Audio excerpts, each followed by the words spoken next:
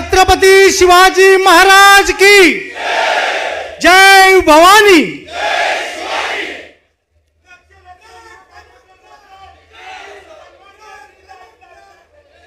भारताचे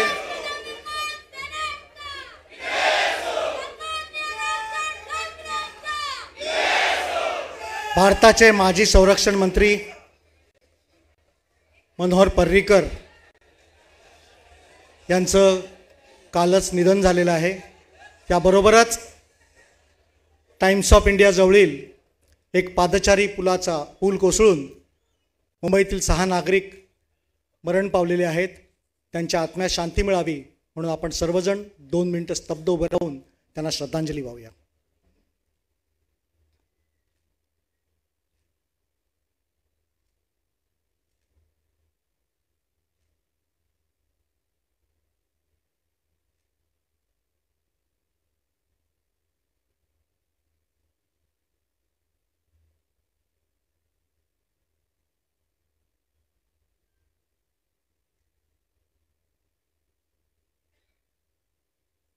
ओम शांती शांती। आणि आता आपण ज्याची वाट पाहत आहात त्यासाठी म्हणून मी आदरणीय राज साहेबांना कृपया शांत राहायचं आहे। आपल्यामध्ये आणि राज साहेबांमध्ये अजिबात अंतर न ठेवता मी राज साहेबांना विनंती करतो की आपण या उपस्थितांना मार्गदर्शन करायचं आहे। धन्यवाद।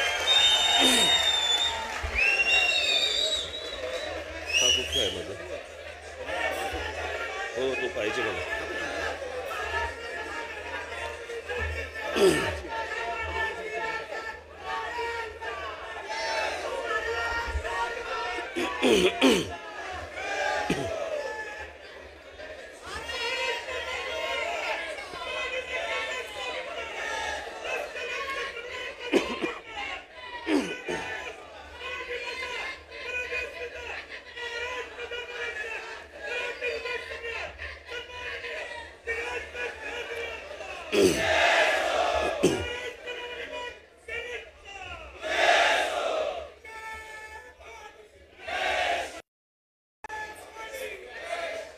जमलेल्या माझ्या सर्व पदाधिकारी बांधवांनो, भगिनींनो,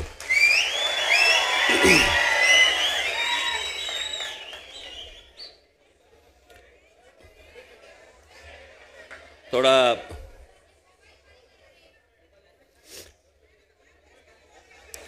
आवाज खराब असल्यामुळे मध्ये जर समजा खोकल्याची ढास लागली तर माफ करा।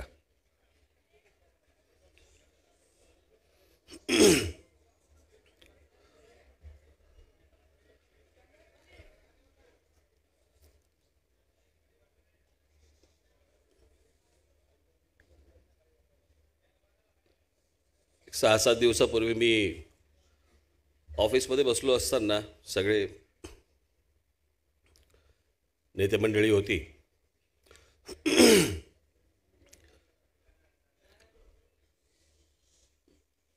मी म्हटलं मला लोकसभेचा निर्णय जाहीर करायचा आहे, तो मला असं वाटतं त्याशी मी केला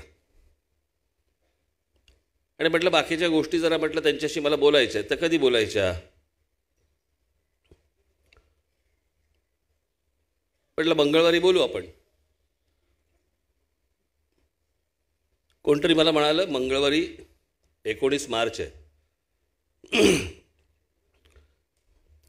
13 वर्षापूर्वी आपण जेव्हा पक्ष स्थापन केला त्याची पहिली सभा 19 मार्चला झाली होती।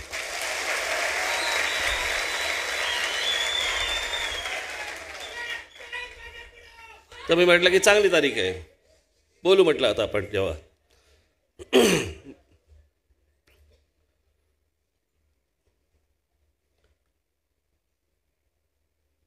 म्हणून मी आज तुमच्याशी जरा सविस्तर आणि थोडंसं मोकळेपणाने बोलायला आलोय।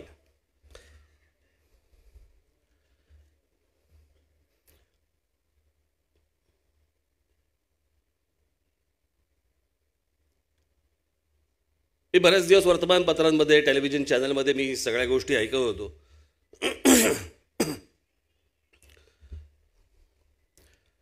2 जागा मागितल्यात, 3 जागा मागितल्यात, ईशान्य मुंबईतनं लढणार, बहुधा नाशिकमधनं लढणार, पत्रकारच ठरवतात. बरं, गेल्या कित्येक दिवसांमध्ये मी त्यांना भेटलो पण नाही आहे. पण त्यांना असं वाटतं की बाबा आपण काहीतरी लिहिलं की हा पटकन काहीतरी बोलेल आपल्याशी.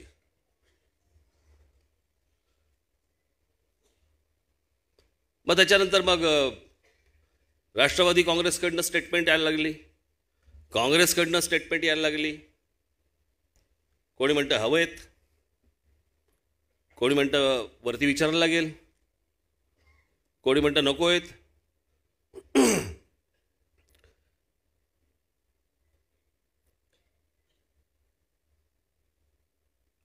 तुम्हाला गेल्या वर्षीचा आपला गुढीपाडवा मेळावा आठवतोय? आणि त्या गुढीपाडवा मेळाव्यामध्ये मी असं सांगितलं होतं की देशातल्या सर्व विरोधी पक्षांनी एकत्र येऊन या नरेंद्र मोदींच्या विरोधामध्ये एक ठोस भूमिका घेणं गरजेचं आहे. हे मोदी आणि शहा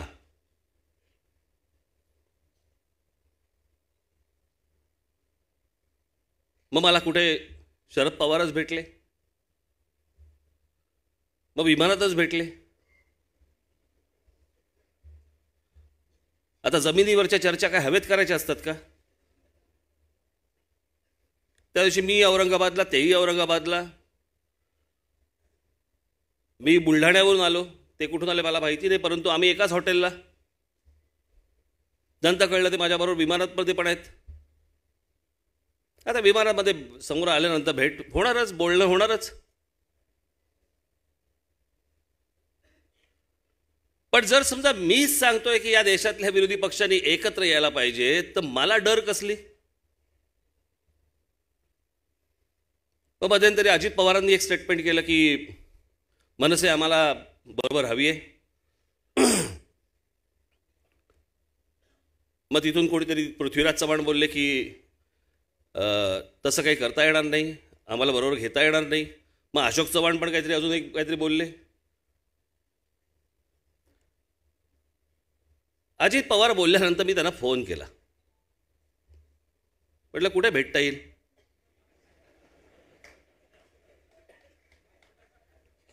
मग आमची भेट ठरली. मी त्यांना पहिला प्रश्न विचारला, म्हटलं मी तुमच्याकडे जागा मागितली आहे, आमच्यापैकी तुमच्याशी कोणी बोललंय की आम्हाला युती करायची आहे असं कोणी बोललंय? ते बोलले नाही. मग नंतर एके दिवशी मला अशोक चव्हाणांचा फोन आला, आपल्याला भेटलं पाहिजे.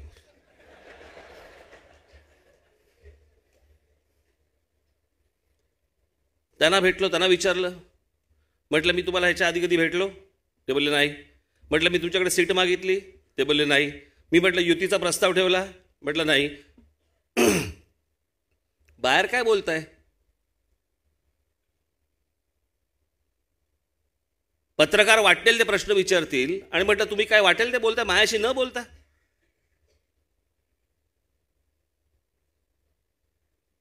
मी म्हटलं मी तुमच्याशी काही बोललेलो नाही, तुमच्या पक्षातल्या लोकांशी काही बोललेलं नाही, माझ्या पक्षातले नेते कोणी तुमच्याशी बोललेले नाही आहेत.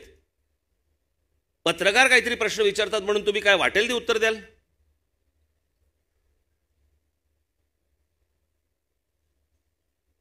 आणि मी तेव्हाही त्यांना सांगितलं होतं मला लोकसभा निवडणूक लढवण्यात इच्छा नाही, पण मी जे करीन ते तुमच्या फायद्याचं असेल.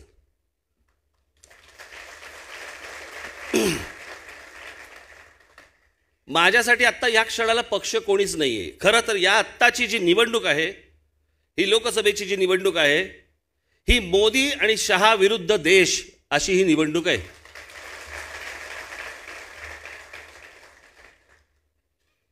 आता कोण काँग्रेसचा आहे आणि कोण एनसीपीचा आहे आणि कोण कोणाचा आहे मला ह्याच्याशी कर्तव्यच नाहीये. मी त्याच वेळेला गुढीपाडव्याच्या सभेमध्ये सांगितलं होतं की मोदी मुक्त भारत हा झाला पाहिजे आणि त्याच्यासाठी सर्वांनी एकत्र येण्याची गरज आहे, आवश्यकता आहे.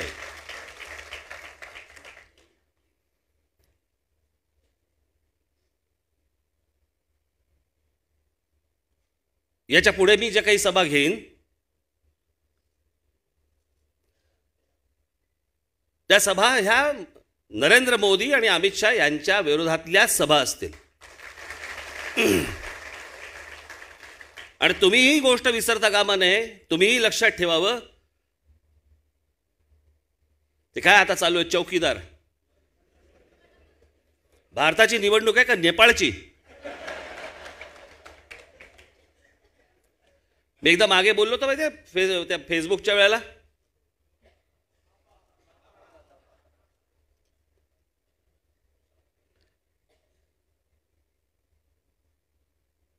इतका छोटा विचार एखाद्या पंतप्रधानाचा असू शकतो ना, तो माणूस का असेल?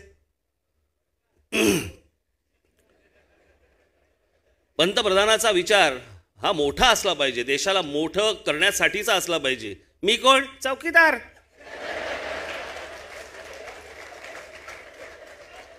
बाबा मी बिल्डिंग बांधीन, माझ्या बिल्डिंगच्या खाली मी 4 चौकीदार ठेवीन. हा नाही, बिल्डिंग तुम्ही बांधा, मी चौकीदार.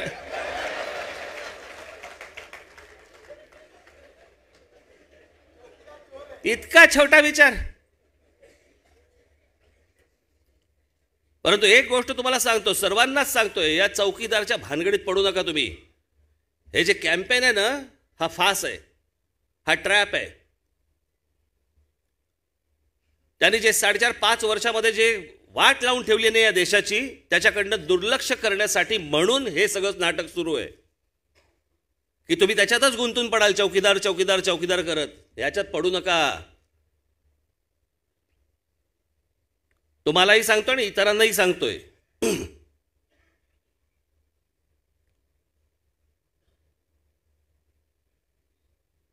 आणि त्याच्यामुळे माझं मतच सरळ आहे. तुम्हाला आठवत असेल, आपल्याच एका सभेमध्ये मी म्हटलं होतं की मला लोकसभा निवडणूक लढवायची इच्छा नाही म्हणून. आठवतं तुम्हाला?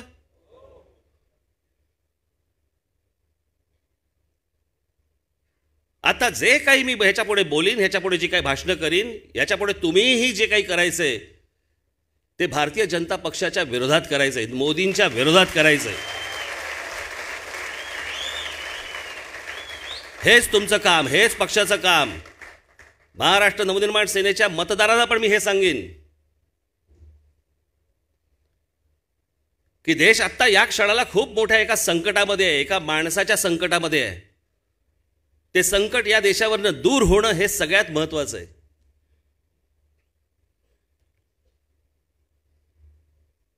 तुमच्याकडे येतील भाजपवाले, अनेक लोकांकडे जातील, थैल्या रिकाम्या करतील.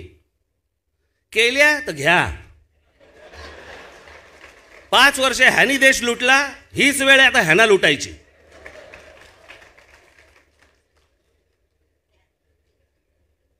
आदेश नाही. त्यांच्या आपल्या ऑफिसच्या भोवती घुंगुण घुंगुण घुंगुण घुंगुण घुंगुण फिरत बसायला तर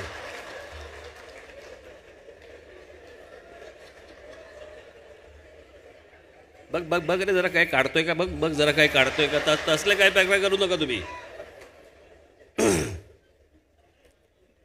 आणि हा विरोध हा कुठच्या पक्षाचा विरोधाचा भाग नाहीये. ही निवडणूक मुळात पक्षाची नाहीच आहे कुठच्या. भारतीय जनता पक्ष स्वतः हा पक्ष म्हणून काय त्रस्तय तुम्हाला कल्पना पण येणार नाही.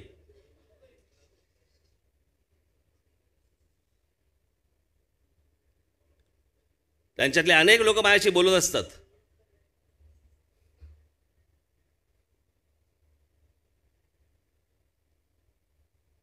ही 2 माणसं ज्या वेळेला जातील ना, राजकीय क्षितिजावरनं बाजूला होतील ना, त्याच्यानंतरची लढाई ही मग पक्षामध्ये होईल. आता ही पक्षांची लढाई नाहीये. हे काँग्रेसला मतदान होणे किंवा एनसीपीला मतदान होणे, भाजपला मतदान न करणे हा विषयच नाहीये. मोदी आणि अमित शहाला मतदान न करणे आणि याच्यासाठी भारतीय जनता पक्षाच्या उमेदवारांना मतदान न करणे, त्यांना कोणत्याही प्रकारची मदत न करणे, हीच गोष्ट महत्त्वाची आता.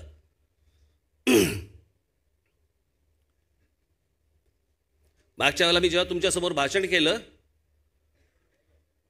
इथून निघाल्यानंतर माझ्या लक्षात आलं 1-2-3 मुद्दे राहिले.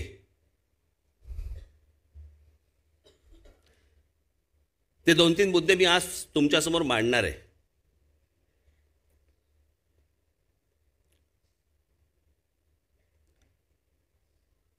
एक अमेरिकन बाई आहेत ना त्या, ब्रिटिश बाई आहेत. त्यांनी BBC ला एक लेख लिहिलेला आहे आणि तो लेख त्यांनी ज्यावेळेला लिहिला त्याचा फक्त शीर्षक बघा, कारण त्यातल्या स्कॉलर आहेत, त्या विषयामधल्या स्कॉलर आहेत त्या. आणि त्यांनी BBC ला लिहिलेल्या त्या लेखाचं शीर्षक आणि तो लेख एकदा वाचा तुम्ही, मग तुम्हाला कळेल मी काय म्हणतोय ते. जरा दाखव रे, वाचा. मोदी पुन्हा निवडून यावेत ही पाकिस्तानी लष्कराची इच्छा.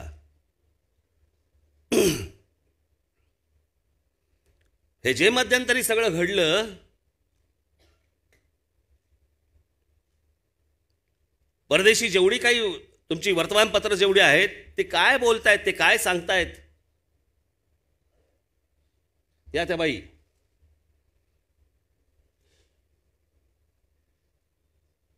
हे तुमच्या नेटवरती आहे, आपण जरूर वाचा. आणि BBC मराठीचं आहे.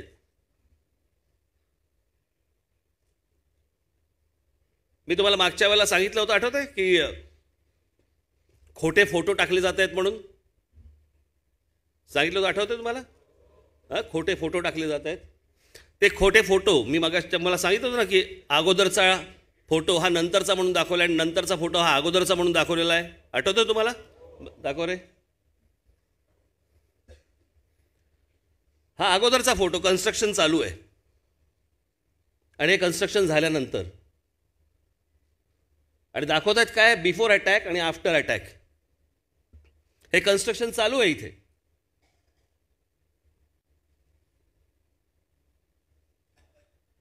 हे इतकं खोटं तुमच्यासमोर ह्या सगळ्या गोष्टी मांडायचा प्रयत्न करतायत.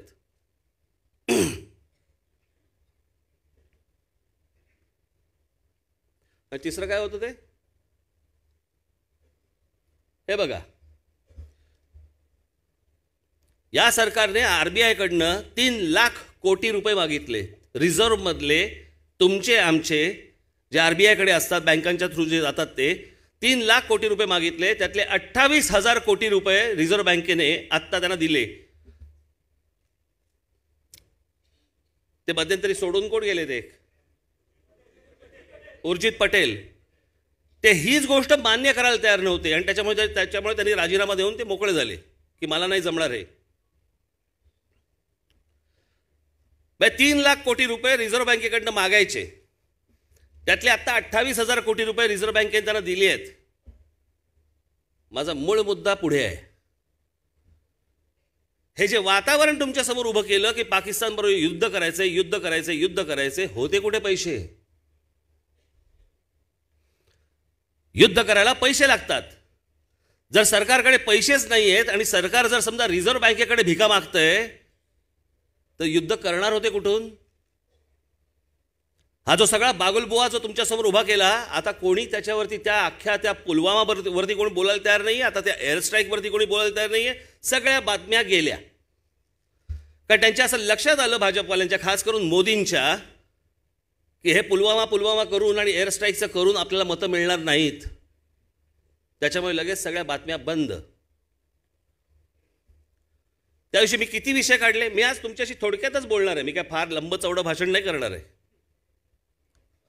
लंबचौडं भाषण आहे 6 तारखेला, गुढीपाडव्याला.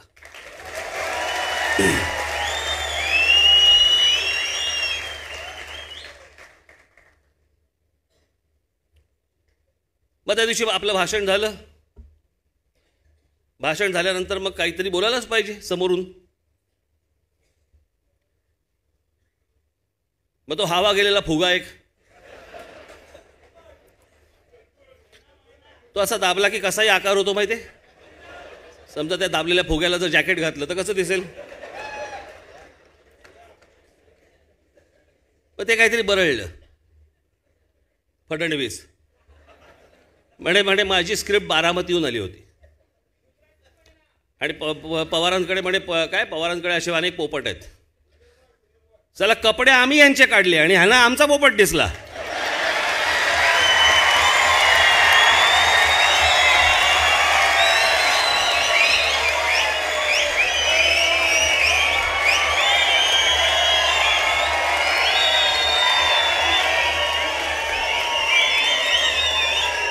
तर मला काही कळतच नाही.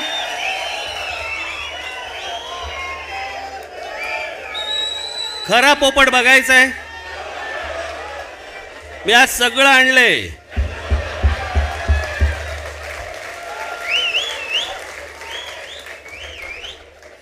मी ज्या वेळेला गुजरातला गेलो होतो आणि गुजरातला गेल्यानंतर मला तिथे, कारण हे साधारणपणे मला 14 नंतर मला या गोष्टी समजायला लागल्या की माझ्या समोर जे चित्र उभं केलं गेलं हे खोटं चित्र उभं केलं गेलं. कारण मी जिथे जायचो तिथे माझ्याबरोबर तिकडचे ते IAS अधिकारी, तिकडचे IPS अधिकारी आणि ते सगळे माझ्याबरोबर असायचे आणि मग ते एक फीड करायचे. बरं, ते सगळं अख्खं ते गुजरातच्या सगळ्या गोष्टी पाहत असताना मला असं वाटलं, कारण मी का पाहायला गेलो, कारण रतन टाटा बोलले होते. पण म्हटलं काय काय केलं एकदा तरी बघू. तिकडून गुजरातमधून निघतानाची माझी शेवटची पत्रकार परिषद आहे गुजरातमधली. कदाचित यूट्यूबवरती असेल, मला माहिती नाही. परंतु त्या पत्रकार परिषदेमध्ये मी सांगितलं होतं की हे सगळं बघितलं, सगळं ठीक आहे, परंतु आजही इंडस्ट्री आणि सगळ्या दृष्टिकोनातनं सगळ्या बाबतीत महाराष्ट्र हा 1 नंबरलाच आहे.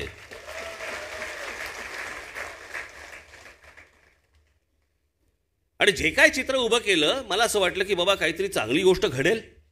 वर्षभरातच कळायला लागलं की अरे, दाखवलेलं चित्र खोटं होतं आणि हा माणूसच बदलला. आता माणूस बदलल्यावर माझी भूमिका बदलणार, बरोबर आहे. आता प्रश्न असा आहे, मी आधी बरं बोललो होतो आणि मग वाईट बोललो की नाही. मला जे चित्र उभं केलं माझ्यासमोर, जे खोटं चित्र उभं केलं त्यांच्या स्वतःबद्दल आणि सगळ्या गोष्टींबद्दल, जेव्हा मला खरं चित्र जेव्हा दिसलं त्याच्यानंतर मी त्या सगळ्या गोष्टी बोलायला सुरुवात केली. आता पहिलं माणूस खरं, आता मी जे तुम्हाला दाखवणार, पहिलं माणूस खरं बोलतोय का जे दुसरं बोलतोय ते खरं बोलतोय. लावा. ये बारामती की रैली देख लीजिए, ऐका पूर्ण. हवा का रुख क्या है पता चल जाएगा.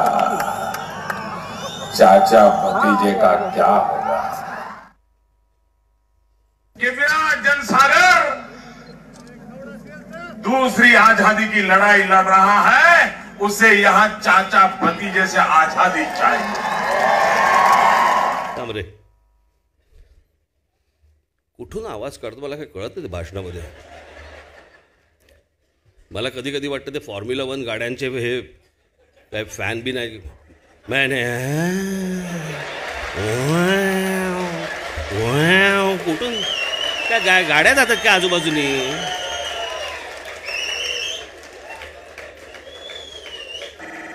मैंने उनको कहा, असं बोलतं का कोण.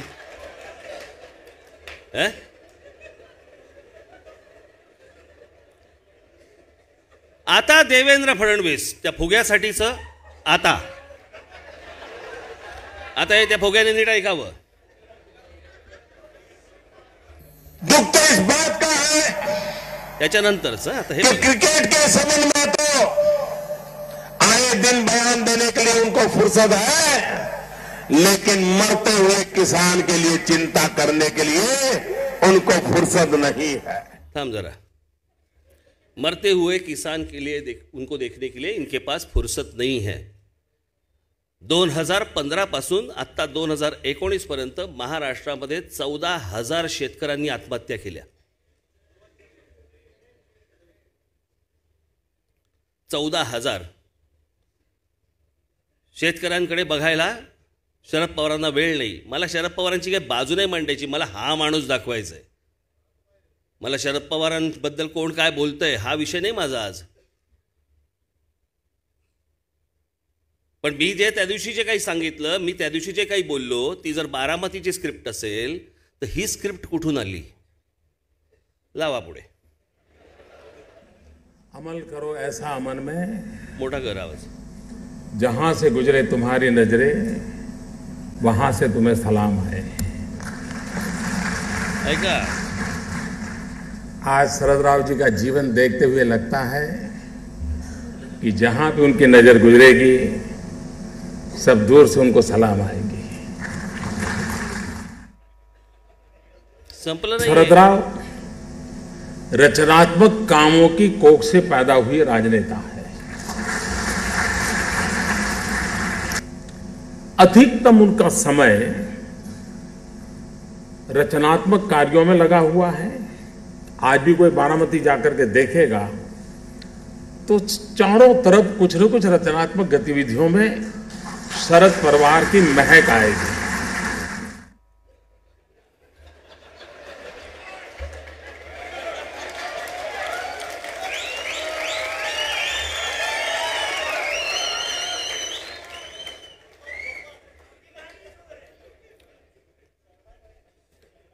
बारामती मधनं चाचा भतीजे को खत्म करना चाहिए, निकाल देना चाहिए. बारामती आज़ादी मांग रही है आणि इथं काय महक आ रही है. आता उनके काम की महक आ रही है. लावा पुढं. मुझे सामने जाकर के शरद राव को पूछना चाहिए कि शरद राव जी आपको क्या लगता है, आपका अनुभव है, इसका रास्ता कैसे मिला. उस भूमिका को मैं हमेशा महत्व देता आया हूं. और जैसे भी शरद राव जी बता रहे थे कि मैंने उनको गुजरात बुलाया था, हकीकत तो वो दिखा करके मैं उनसे जानना चाहता था कि अभी कुछ कमी रह गई तो मुझे बताइए, मैं ठीक करना चाहता, मैं सीखना चाहता. और बहुत लोग, कम लोगों को मालूम होगा, ऐका शायद महीने में 2-3 बार मेरी और शरद राव की बात न हुई हो, ऐसा कोई महीना नहीं गया होगा.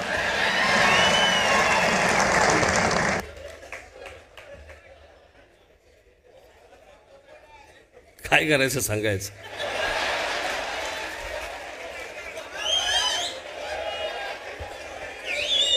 याचं काय करायचं.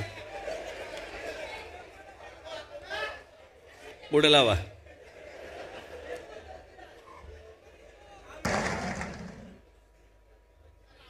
राज्य सरकार में मेरी कठिनाइयां बहुत रहती थी.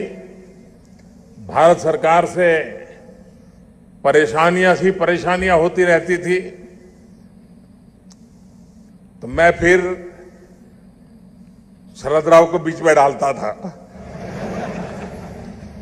और वे भी दलगत राजनीति से ऊपर उठ करके केंद्र सरकार का राज्य से कैसा रवैया होना चाहिए उसकी उत्तम भूमिका अदा करते थे.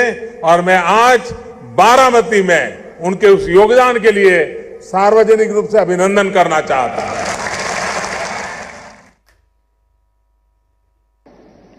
और मैंने देखा है शरद राव जी को, वो कितनी राजनीति की आपाधापी में क्यों न हो, दिन में कितने ही राजनीतिक उठापटक के दबाव के नीचे क्यों न हो, लेकिन अगर किसान की बात आ जाए, खेती की बात आ जाए, तो तुरंत एक्टिव होकर के उस काम को हाथ में ले लेते हैं. इतना उनका डेडिकेशन, उनका इस डेडिकेशन को मैंने देखा है. और इस फरवरी में सार्वजनिक जीवन में 50 वर्ष जनप्रतिनिधि का उनका समय हो रहा है. मैं अभी से बधाई देता हूं. 50 साल तक विदाउट ब्रेक जनप्रतिनिधि के रूप में चुन करके आना, चुनाव जो लड़ते हैं, जीतते, उनको पूरा पता है कि किस प्रकार से जिंदगी जीनी पड़ती है. शरद राव जी ने जी करके दिखाया है. और एक बहुत उत्तम उदाहरण सभी सार्वजनिक जीवन के लोगों के लिए एक उत्तम उदाहरण उन्होंने प्रस्तुत किया है. शरद राव का एमएलए और एमपी वाला मामला है, अपने आप में बड़ी विरासत है. सार्वजनिक जीवन की एक बहुत बड़ी पूंजी है, बहुत बड़ी विरासत है. मैं व्यक्तिगत रूप से शरद राव का अत्यंत आदर करने वाले व्यक्तियों में से रहा हूं. मैं गुजरात का मुख्यमंत्री था. वो हमेशा मुझे उंगली पकड़ करके चलाने में मेरी काफी मदद करते रहे हैं. और ये बात सार्वजनिक रूप से स्वीकारने में मैं गर्व अनुभव करता हूं। गर्व झालं, ही माणसं आहेत. हे माझ्यावर बोलतायत.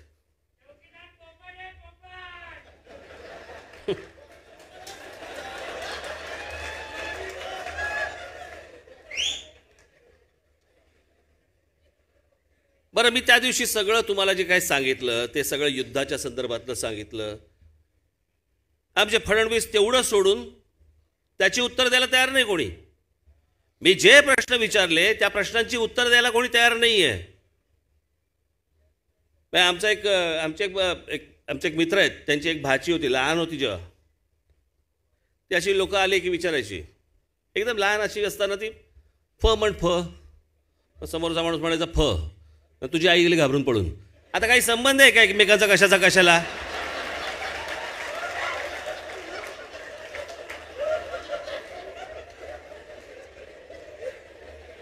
मी त्या दिवशी बोललो कोणते, मी विचारले कोणते प्रश्न, हे बोलतायत काय?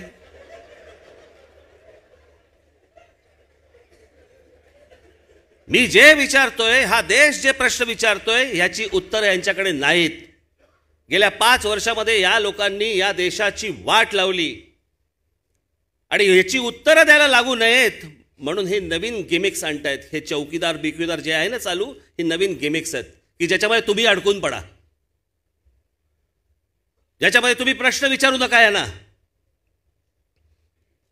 की बेरोजगारांचं काय झालं, दर वर्षाला 2 कोटी बेरोजगारांना तुम्ही रोजगार देणार होता, त्याचं काय झालं. हे सगळे विषय त्या दिवशी गुढीपाडव्याला मी बोलीनच. इतका खोटा पंतप्रधान मी माझ्या आयुष्यात आजपर्यंत कधी बघितलेला नाही. इतका खोटा.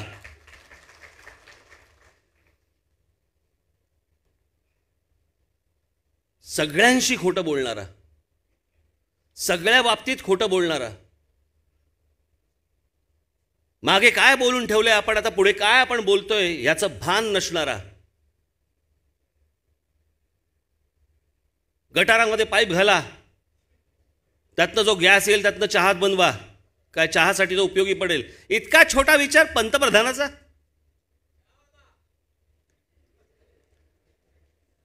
काय केलं 4-4.5 वर्ष? काय केलं? पंडित जवाहरलाल नेहरूंना शिव्या घालायच्या, इंदिरा गांधींना शिव्या घालायच्या. काय वेळ आली? आम्ही तुम्हाला शिव्या द्यायची वेळ आली? त्या दिवशी मी इथून जाताना मला एकाने फार फोन करून मला सांगितलं, त्यांनी मला सांगितलं हे नेहरू वाईट आणि वल्लभभाई पटेल चांगले. ते चांगले होतेच, पण नेहरू वाईट. पण त्या वल्लभभाई पटेलांचा पुतळा जिकडे उभा केला त्या सरदार सरोवरला, ते जे सरदार सरोवर जिकडे गुजरातमध्ये आहे, त्या सरदार सरोवराचं भूमिपूजन कोणी केलंय? पंडित जवाहरलाल नेहरूंनी केलंय.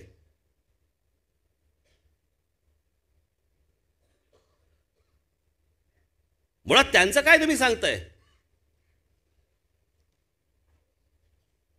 हा जो शब्द आहे ना प्रधान, काय तो प्रधान सेवक ना, प्रधान सेवक, हा शब्द मुळात कोणाचा आहे? हा शब्द मुळात आहे पंडित जवाहरलाल नेहरूंचा. त्यांचं जे स्मृती भवन आहे त्या स्मृती भवनामध्ये एक तस्वीर आहे, त्या तस्वीरीवरती त्यांचं एक वाक्य दिलं आहे की या देशातल्या लोकांनी मला पंतप्रधान म्हणून बोलू नये, प्रधानमंत्री म्हणून बोलू नये, त्यांनी मला या देशाचा प्रथम सेवक म्हणून समजावं. असं नेहरूंचं वाक्य आहे. कॉप्या कराल तिकडे पुस्तकं पाठवाल, वह्या तिकडे तिकडून येणार लिहून. आणि म्हणून मला असं वाटतंय ना की एक नवीन सुरुवात या देशाची होणं गरजेचं आहे आणि याच्यासाठी ही 2 माणसं बाजूला होणं, या राजकीय पटलावरनं बाजूला होणं हे अत्यंत महत्त्वाचं आहे, गरजेचं आहे. आज तुमच्या कोण परिचयाचा, कुठच्या पक्षातला आणि कोण कुठचा तुमचा नातेवाईक आहे हे महत्त्वाचं नाही आहे. हे आज देश धोक्यात आहे आणि आज देश धोक्यात असताना तुम्हाला मी जे आत्ता सांगितलेलं आहे की यांच्या विरोधातच तुम्ही उतरलं गेलं पाहिजे. यांच्या जे काही प्रचार करायचा आहे तो यांच्या विरोधातच झाला पाहिजे. त्याचा फायदा व्हायचा त्यांना होऊन जाऊन देत. आपल्याला आत्ता या क्षणाला काही फरक पडत नाही आहे. तुम्ही सगळेजण विधानसभेच्या तयारीला लागा. एवढंच फक्त मी आज तुम्हाला इथे सांगण्यासाठी म्हणून आलोय. कारण ही काय माणसं अशी सुधारणार नाहीत. त्याच्यामुळे तुम्हाला जेव्हा विचारलं जाईल तेव्हा तुम्ही ह्याच गोष्टींची उत्तर द्यायची आहेत. हे सगळं बाहेर काढा. मी तुम्हाला सगळ्या गोष्टी नीट पुन्हा एकदा समजावून गुढीपाडव्याला सांगीन, सविस्तर सगळ्या गोष्टी समजून सांगीन. तोपर्यंत तुमचा विचार तुम्ही चालू ठेवावा, बंद करू नका. नुसताच मी काहीतरी सांगतोय, मी जे सांगतोय त्या गोष्टी आता जरा खोदून काढा. नेटवरती जा, इतर ठिकाणी जा. नुसतेच ते व्हॉट्सअप एकमेकांना फक्त फॉरवर्ड करत बसू नका. अशा अनेक गोष्टी आहेत ज्या विस्मृतीत गेलेल्या आहेत. त्या सगळ्या मी गुढीपाडव्याला तुमच्यासमोर मांडीन. तेव्हा आता आपण सगळेजण 6 एप्रिलला गुढीपाडव्याला भेटू. तोपर्यंत मी आज इथेच थांबतो. धन्यवाद. जय हिंद, जय महाराष्ट्र. धन्यवाद राजसाहेब आपल्या मौल्यवान मार्गदर्शनाबद्दल. आपण सर्व ताकदीने येत्या 6 तारखेला शिवतीर्थावर जमायचं आहे. आजच्या या सभेची सांगता राष्ट्रगीताने होईल. सर्वांनी राष्ट्रगीतासाठी उभं राहायचं आहे.